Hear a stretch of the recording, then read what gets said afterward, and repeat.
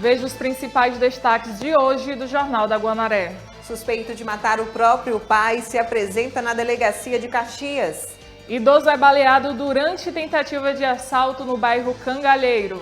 Comércios da cidade passam por fiscalização do novo decreto. E ainda, começam as inscrições de empresas para o Liquida Bazar 2021. Quinta-feira, 11 de março de 2021, o JG está no ar.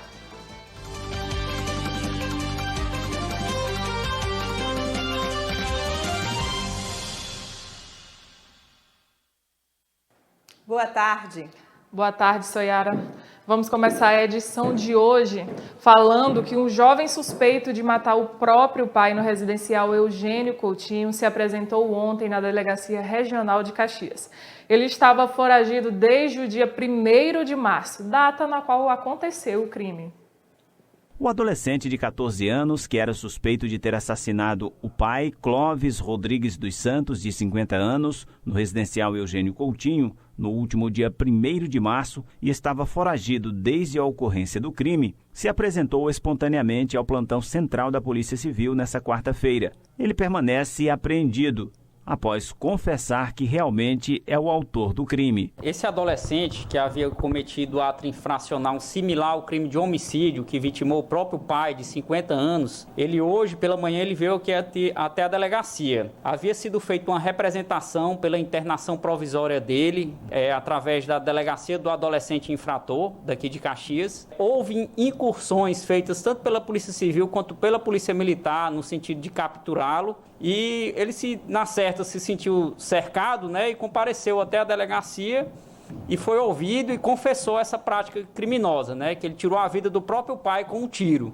Ele veio só, mas no momento posterior a gente procurou os familiares dele, a mãe, para informar sobre a situação e acompanhar a oitiva dele aqui na delegacia. Clóvis Rodrigues foi assassinado em casa pelo filho no último dia 1º de março, por volta das 18h30, chegou do trabalho como mototaxista e perguntou sobre a arma que guardava em casa e que não estava no local onde costumeiramente deixava. O filho dele então disse que a arma estava em cima de um móvel e logo depois foi surpreendido com um disparo na cabeça. A polícia adiantou que o adolescente também é acusado de outras práticas criminosas em Caxias e que o pai não compactuava com o comportamento do filho e tentava mudar a postura do adolescente. A princípio, essa internação dele é uma internação provisória.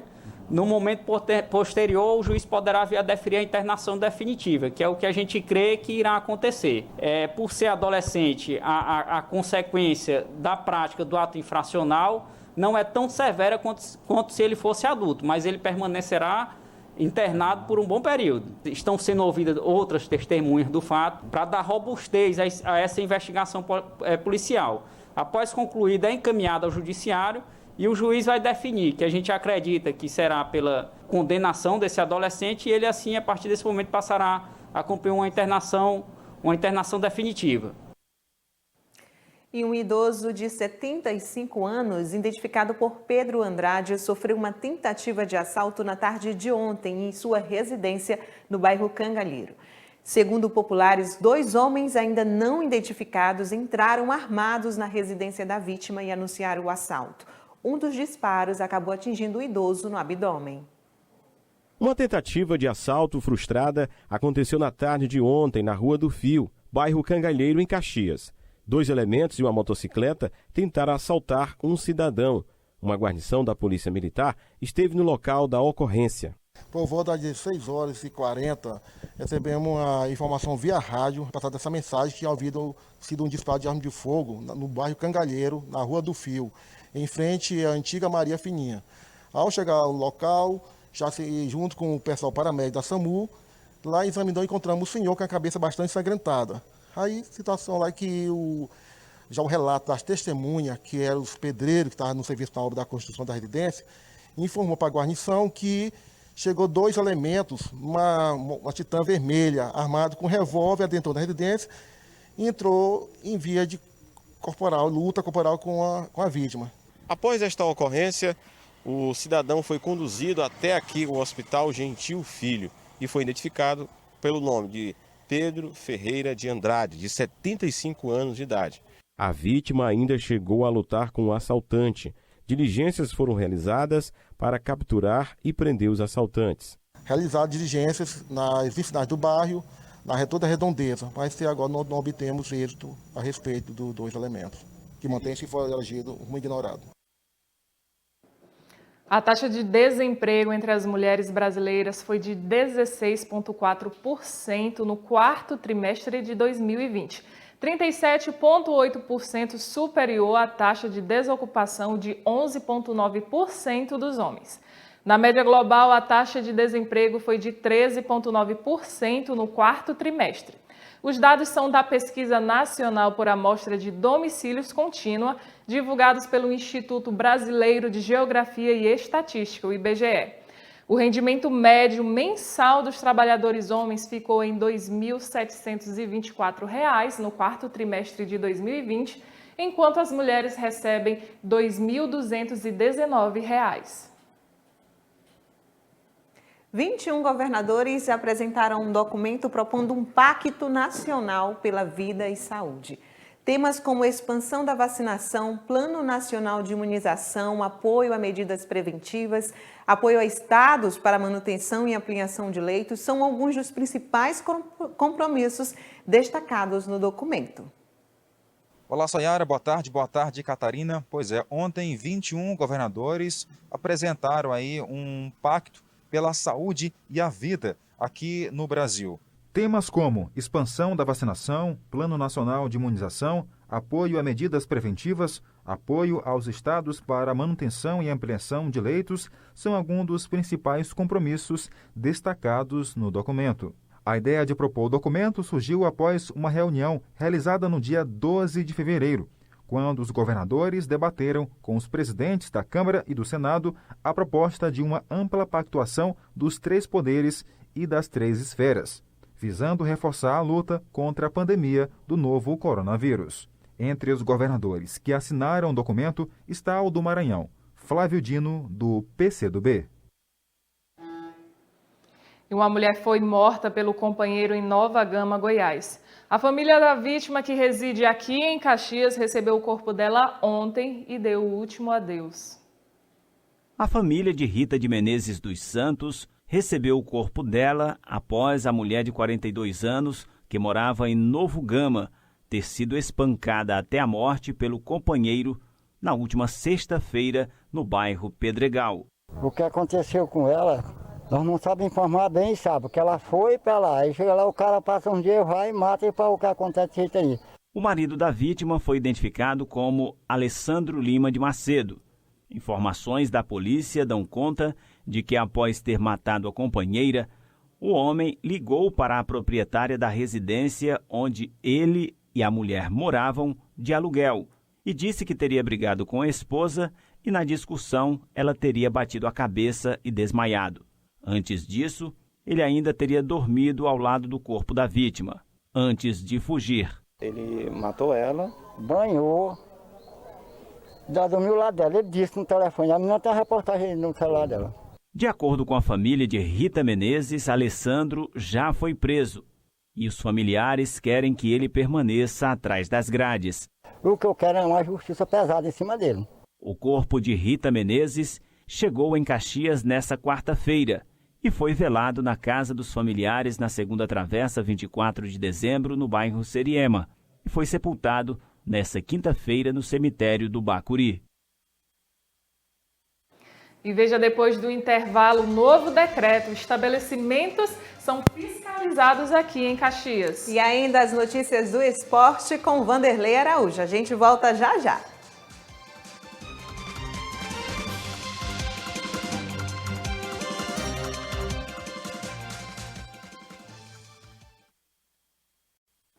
E já estamos de volta, agora são 12 horas e 15 minutos.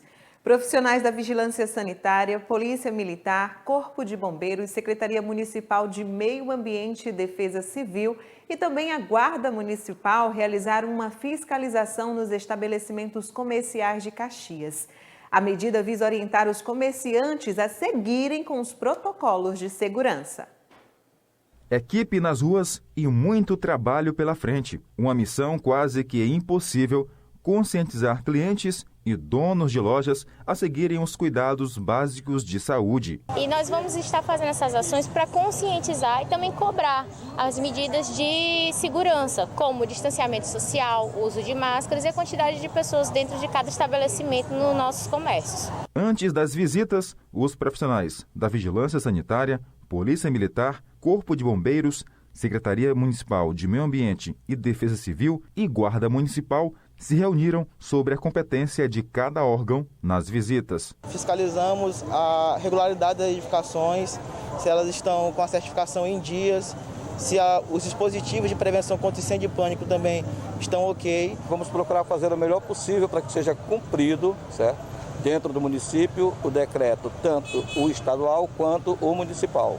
Um dos itens exigidos pelas equipes é que o estabelecimento comercial tenha na porta essa placa, indicando o uso obrigatório de máscaras. Uma medida simples, mas que pode salvar vidas. A gente vai ficar cobrando o cumprimento do decreto, que está um pouquinho mais rígido, mas é necessário devido ao momento que nós estamos vivendo. Então, nós pedimos que a população ela contribua, porque o que está dependendo é da conscientização da população. O uso de máscaras é imprescindível. Porta de casa é rua, então tem que estar de máscara mesmo na porta de casa. Aí eu vim bem aqui comprar só um remédio. Tem que estar de máscara. Os comerciantes têm que exigir que aqueles clientes eles entrem apenas de máscaras, tem que estar com o comércio identificado, dizendo que só pode entrar com máscara, porque aquele que a gente deixa passar, ele pode estar levando o vírus com ele sem saber e contaminar inclusive toda a nossa equipe. E segundo dados da Secretaria de Estado da Saúde, o estado chegou a 225.334 casos confirmados do novo coronavírus. De óbitos, infelizmente, nós atingimos a marca de 5.379, com 35 mortes registradas nas últimas 24 horas. E pacientes recuperados já somam 208.557. E agora, Soyara, quais são as informações do boletim epidemiológico das últimas 24 horas aqui em Caxias? Oi, Catarina. Então, a gente vai trazer agora para você aí de casa o boletim atualizado em Caxias. Catarina já trouxe para a gente os dados a nível estadual, realmente são dados alarmantes. E nosso município, como se encontra em relação à Covid-19? Confirmados, já somam 7.238 casos. Testes rápidos, mais de 38 mil testes rápidos já foram realizados. E essa demanda só vem aumentando, porque realmente os casos estão aumentando em nosso município. Internações, 49 pessoas internadas. Lembrando que tem pessoas também em tratamento domiciliar.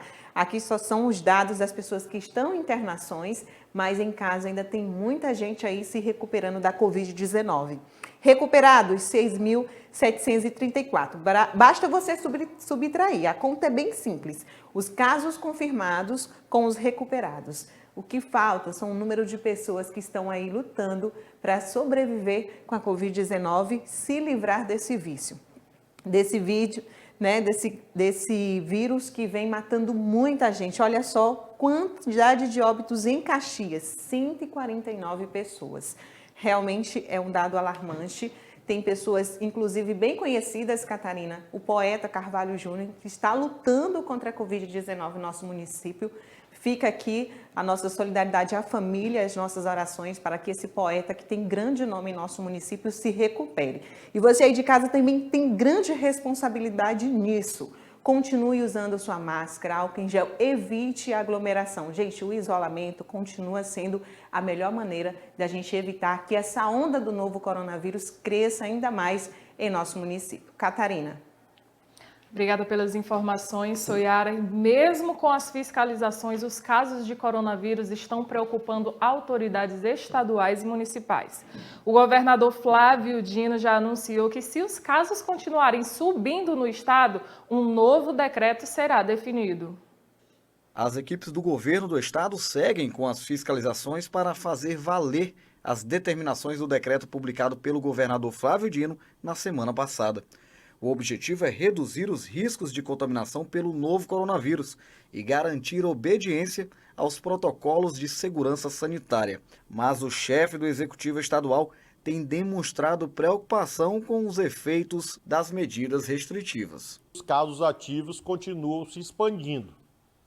Daí a minha afirmação inicial de que não podemos dizer que temos uma tendência de melhoria, de evolução positiva do quadro.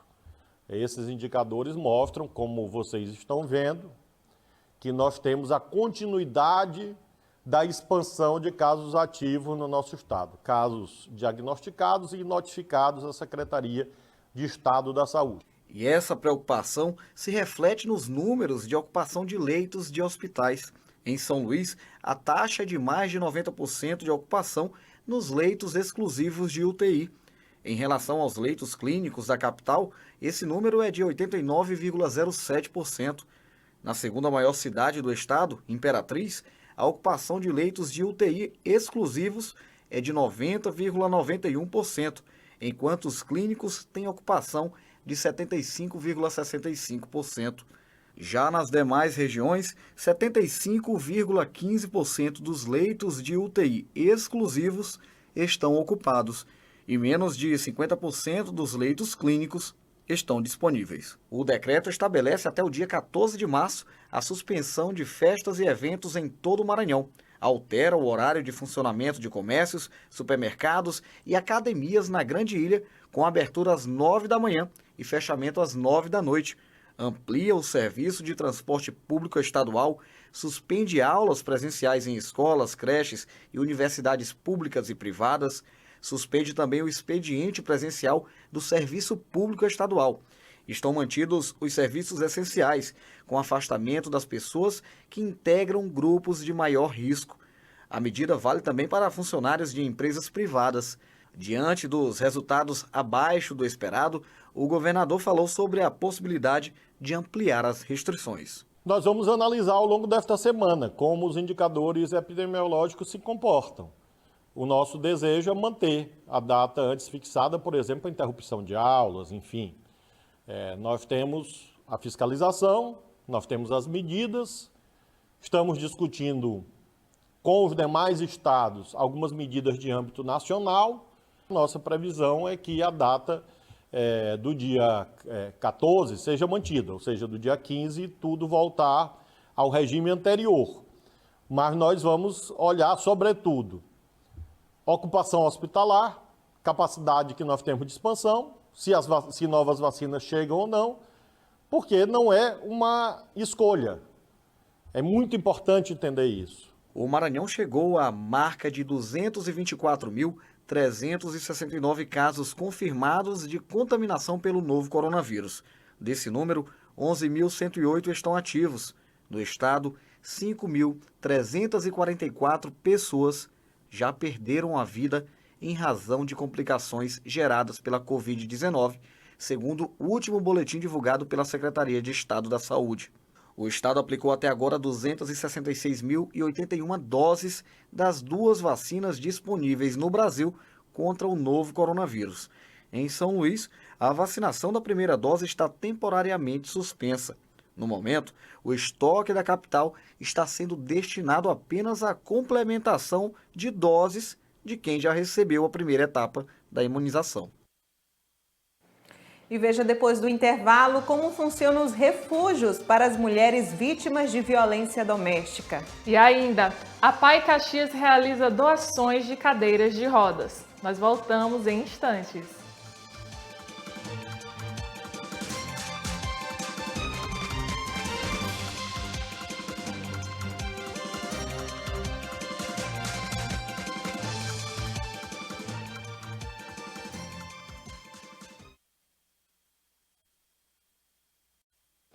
Estamos de volta com o terceiro bloco do Jornal da Guanaré, são exatamente 12 horas e mais 30 minutos. E agora, Soyara, nós vamos para as notícias do esporte com ele, Vanderlei Araújo. Boa tarde, Vanderlei. Quais são os principais destaques do esporte de hoje? Boa tarde, Soyara. Boa tarde, Catarina. Boa tarde, você de casa. E as equipes maranhenses decepcionaram jogando ontem pela Copa do Brasil. Motoclube e Sampaio Corrêa foram os primeiros a entrarem em campo pela competição nacional. O Sampaio foi ao Espírito Santo e enfrentou o Rio Branco. O Rio Branco, o Sampaio até saiu na frente, mas pegou o empate e a virada. Os gols saíram no segundo tempo. A equipe maranhense abriu o placar com André Luiz, Edu e Jacinto marcaram os gols do Rio Branco. Autoriza Graziani. Bola rolando no estádio Kleber Andrade. Boa. No corte, bate, rebate na grande área. Olha o Sampaio Corrêa no ataque. Bola saiu. Ele mandou seguir o gol. Gol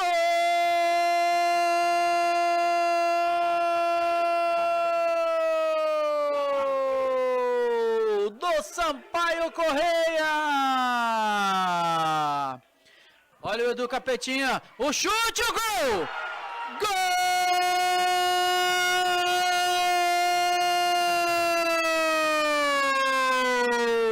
do Rio Branco. Edu, legal, letal, brutal, esse garotinho do Capetinha. Paulinho, levantamento, olha o gol, gol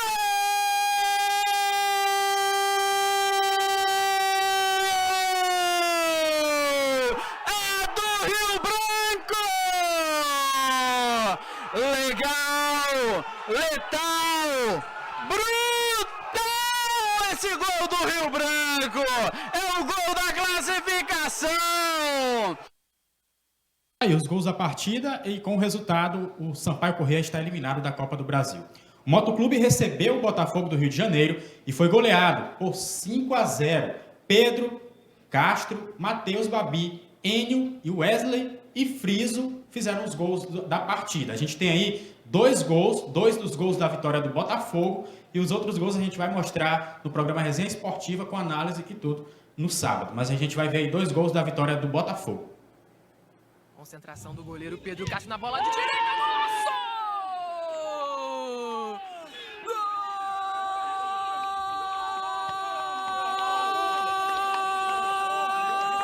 Gol do Botafogo!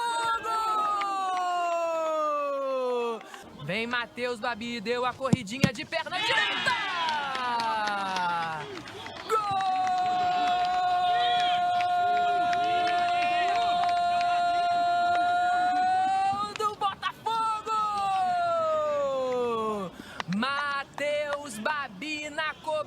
De pênalti, colocou a bola no fundo da rede, amplista nela.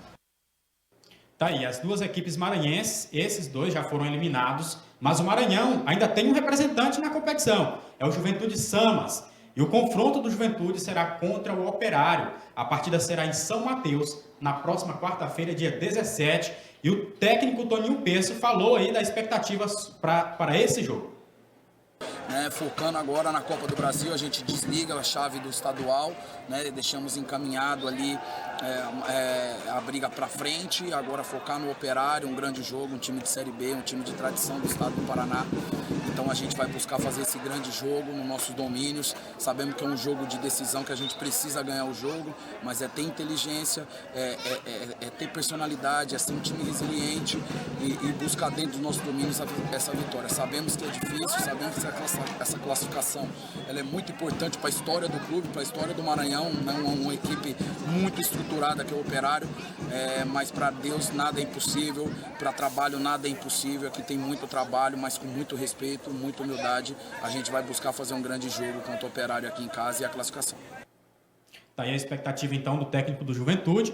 E em Caxias chegou na terceira rodada a 4ª Copa Galeana de Futebol Society. Ontem a gente trouxe os jogos que vão acontecer no sábado e hoje a gente traz aqui o restante da rodada que acontece no domingo. Pela manhã, o Cajueiro vai enfrentar o Barcelona, o Galeana vai jogar contra o Matadouro e o Visão de Águia vai enfrentar o River Caxias. No domingo à tarde, Tamarineiro joga contra o Juventus e os Crias enfrentam o time Rio. E esses são os confrontos aí que vão acontecer no domingo na Copa Society de Futebol da Galeana. Agora, meninas, a gente ficou somente com um representante na Copa do Brasil. Agora a gente tem que torcer, todo o Maranhão precisa torcer por ele. O Juventude Samas, como eu falei, é um pouco caxiense e agora está nas mãos dele a nossa representação na Copa do Brasil, uma competição nacional. Eita, Vanderlei, hoje você só trouxe aí desclassificação dos times maranhenses, pelo amor de Deus. Mas vamos ficar na torcida aí pro Juventude Samas. Exatamente. Aí esquecer essa goleada do Motoclube, a perca também do Sampaio Corrêa e agora focar no Juventude Samas. Obrigada pelas notícias, Vanderlei. Você volta aqui amanhã. Amanhã a gente está de volta trazendo as notícias do esporte que acontece hoje e o que vai rolar no final de semana também. Muito obrigado, Soyara, Catarina, e até amanhã. A Casa de Abrigo é um local que acolhe mulheres em situação de violência física, sexual ou psicológica. Na reportagem que vamos acompanhar agora, especialistas explicam sobre o funcionamento desses espaços que abrigam vítimas de violência doméstica. Por 13 anos, a vida desta mulher que prefere não ser identificada foi marcada por abusos, agressões e até ameaças de morte. Agredia muito, psicologicamente, agressão mesmo, terrível mesmo. Dava um soco na barriga, chutava a cabeça. Se eu estivesse comendo, ele chutava meu prato. Todas as humilhações. Se eu estivesse dormindo, ele puxava o lençol, me derrubava no chão. Muito. Sempre dizia que ia me matar, que ia cortar meus cabelos. Terrível mesmo, as coisas terríveis, que imaginar de terror mesmo. Pensei que não tinha fim, que nunca ia se acabar, que talvez poderia se acabar com minha morte mesmo, talvez me matando. E além das agressões físicas, ela ainda teve que suportar a venda da própria residência pelo ex-companheiro e até constantes ameaças aos filhos. Foi então que ela decidiu procurar ajuda. E aí eu continuei pensando que ia mudar e só piorando a situação, só piorando. Foi quando eu decidi realmente, a última agressão que ele fez foi muito grave e eu decidi que não queria mais aquilo. Tomou minha própria casa, vendeu. E aí eu imaginei, eu disse, aqui não tem continuação. Se eu continuar, eu vou morrer. E assim como essa história de dor e sofrimento, outras mulheres sofrem silenciadas dentro de casa. E para auxiliar essas vítimas a recomeçarem, um projeto há 17 anos vem fazendo diferença, com assistência multiprofissional a essas mulheres em vulnerabilidade. A Casa Abrigo, ela existe há 17 anos. Nós funcionamos em rede. Então a rede tem o Ministério Público, o Tribunal de Justiça, a Secretaria de Segurança, a Polícia Militar, são vários órgãos a nível estadual e a nível municipal. E a Casa Abrigo faz parte dessa rede de atendimento, onde as mulheres, por exemplo, tem uma mulher lá em Esperantina que está sendo ameaçada de morte e não tem condição de estar de continuar na sua casa, ela vem para a Casa Abrigo e lá ela tem toda uma assistência, porque ela não traz só a mulher, mas traz os filhos menores também, caso a mulher os tenha, né? E lá tem um acompanhamento, tem capacitação para as mulheres. Essa modalidade de abrigo busca justamente quebrar o ciclo da violência, com o acolhimento das mulheres e também dos filhos, além de apoio e atendimento psicológico. Ela vai receber o apoio e o atendimento social, psicológico e assistência jurídica. E também, dependendo de cada situação, ela é encaminhada para a rede de atendimento, que é o que nós chamamos, que são os diversos serviços que tem no estado e no município, para que ela possa sair das situações de vulnerabilidade que levaram ela a permanecer nessa relação violenta.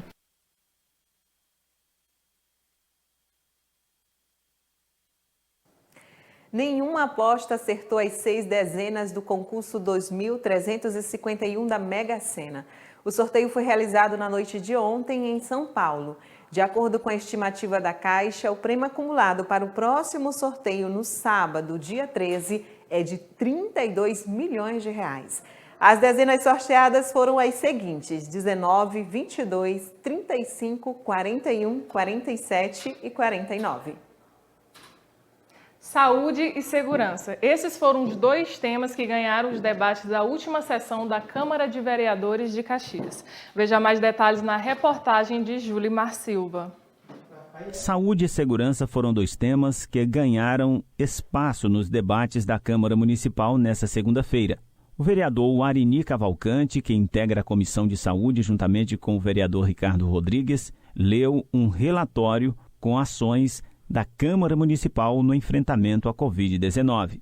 nós nos reunimos, conversamos, visitamos primeiramente o comércio, as maiores empresas do nosso município, e debatemos, e com o apoio da sua casa, com o apoio do senhor como presidente, fizemos uma audiência pública e nisso a gente constituiu um relatório.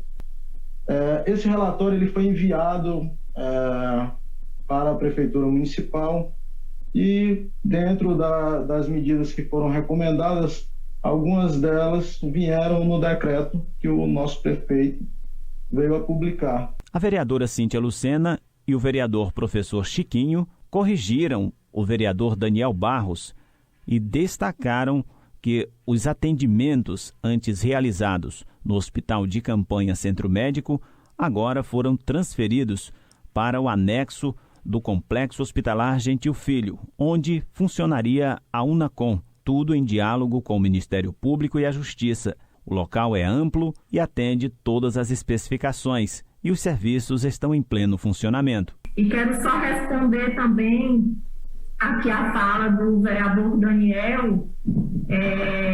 Hoje mesmo, vereador, eu estive no Hospital Geral levando uma pessoa que estava com sintomas de Covid e essa pessoa foi super bem atendida. Foi feito o exame, foi feito a tomografia do tórax e está tendo atendimento normal. O que houve foi uma mudança. A mudança do Hospital de Combate ao Covid saiu do Centro Médico e foi para o Hospital Geral, para aquela parte de trás onde funcionaria o Centro Oncológico. Foi essa mudança que houve, mas os atendimentos estão sendo atendimentos normais. Mas outro tema destacado pelos vereadores foi a segurança. Após a morte de José Augusto na manhã desta segunda-feira na Nova Caxias, os vereadores cobraram mais investimento do governo do estado em viaturas e policiais em Caxias, para que a paz social seja estabelecida. Cadê as viaturas? Então, essa aqui é a Casa do Povo, é a Caixa de Ressonância, onde tudo tem que ser falado. Mandem viaturas. Precisamos de efetivo. Precisamos de armamento. Estamos aí brigando com a doença, mas nós temos outra doença pior, que é a criminalidade. E ontem a APAI em Caxias realizou doações de cadeiras de rodas. As doações fazem parte de um programa da APAI por meio de uma parceria com o governo federal e a Prefeitura Municipal de Caxias. A princípio, as cadeiras novas foram entregues a 12 beneficiados. Algumas são motorizadas. A Roselândia veio receber a cadeira do filho de 17 anos. A dona de casa disse que a cadeira nova vai melhorar a qualidade de vida do filho. A cadeira já vai ajudar muito, porque antigamente era no braço que eu tinha que levar. Ele não caminha? Não, ele nunca andou. E aí com a cadeira já vai facilitar bastante a vida dele, a minha e a dos irmãos dele também, até para sair para um lugar. O comandante do Tiro de Guerra de Caxias participou da solenidade de entrega. Essa parceria com a APAI, ela já é perene aqui na cidade, né? Então não poderia deixar aqui de comparecer. Me senti muito honrado, né, de ter recebido o convite e a gente está fortalecendo essa parceria com a APAI. Na ocasião foram distribuídas 12 cadeiras de rodas, mas são ao todo 50. Aos poucos, a APAI vai entrando em contato com os beneficiados para que eles venham buscar as cadeiras de roda. As entregas de cadeiras de rodas, próteses, inclusive auditivas, fazem parte de um programa da APAI por meio de uma parceria com o governo federal e a prefeitura. Os beneficiados são não só de Caxias. O programa beneficia pessoas de muitas outras cidades da região. Então a gente não só atende Caxias, atende a região inteira, na verdade o estado. Nós temos paciente de Porto Franco, paciente de Estreito, divisa já com Tocantins. Então, assim, a APAI atende 87 municípios dentro, justamente nessa dispensação de cadeira de rodas físicas e aparelhos auditivos. E começaram as inscrições para as empresas que desejam participar do Liquida Bazar 2021. O repórter Julimar Silva traz mais informações. O Serviço de Apoio às Micro e Pequenas Empresas, o SEBRAE, já está preparando a terceira edição da campanha Liquida Bazar. A campanha do Liquida Bazar é uma campanha que o SEBRAE Maranhão promove a nível de estado em várias cidades simultaneamente. A proposta é impulsionar as vendas do comércio local entre os dias 12 e 17 de abril. Este ano, mais de 20 municípios vão participar simultaneamente. Para essa edição de 2021, a gente está realizando essa campanha em 27 cidades do estado, que todas vão acontecer durante a semana de 12 a 17 de abril. Durante o período das vendas, as ofertas serão feitas por redes sociais das empresas participantes e nas compras que podem ser realizadas tanto em ambiente online quanto presencialmente. Para participar, os empresários devem cumprir alguns pré-requisitos para oferecer os protocolos de biossegurança em seus estabelecimentos e assim serem formalizados e praticarem descontos entre 30% e 70%. Para preparar o lojista, o SEBRAE está disponibilizando palestras e consultorias para as empresas participantes. O lojista que ele for participar, ele vai vender seus produtos, seus serviços na sua loja mesmo, seja loja física ou loja virtual, e o SEBRAE vai promover toda uma campanha de divulgação através das redes sociais, colocação de outdoors na cidade, divulgação nas rádios, carro de som, digital influencer. Então a gente está realmente trazendo uma grande campanha de divulgação para que essa informação chegue no consumidor final e ele tome conhecimento de quais são as lojas dentro da sua cidade que estão participando da campanha do Liquida Bazar. As empresas interessadas devem fazer as inscrições na sede da unidade do SEBRAE em Caxias, na Rua São Benedito, no centro. Para fazer inscrição é muito simples, né? Você pode se direcionar à unidade do SEBRAE em Caxias, fica localizado na Rua São Benedito, aqui próximo ao Banco do Nordeste, ou pode entrar em contato também pelo WhatsApp DDD 98 99974 2007. E a edição de hoje do Jornal da Guanaré vai ficando por aqui. Obrigada pela sua companhia e até amanhã. Fiquem agora com o programa A Hora do Povo, que vai contar hoje, Catarina, com a participação do secretário estadual de Saúde, Carlos Lula. Vai falar sobre essa parceria em manter os leitos da nossa cidade e muito mais. Então, já fica o convite para você ficar aí ligadinho no programa A Hora do Povo com Mário Júnior. Até amanhã! Até amanhã!